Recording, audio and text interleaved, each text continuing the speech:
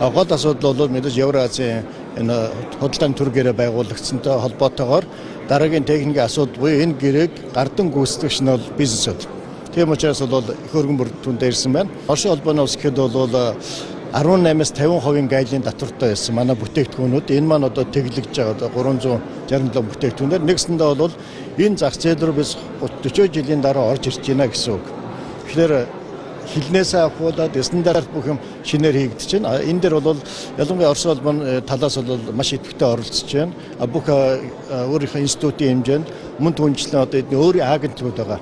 Одоо жишээ нь экспортын агентлагч юм институт энэ худалдааны техникаас хадаад энэ орон зайг бол хамтдаа ашиглая, харилцан ашигтай бай гэдэг дээр бол зөв шийдвэр гарч байна. Бүх мэдээллүүдээ хурдан солилцоод танхим хоорондын институт хоорондын энэ давхих замыг бол хурдан чөлөөлж өгөө гэдэг дээр бол тохирцоонд хүрж байгаа. Энэ бол их давуу талтай.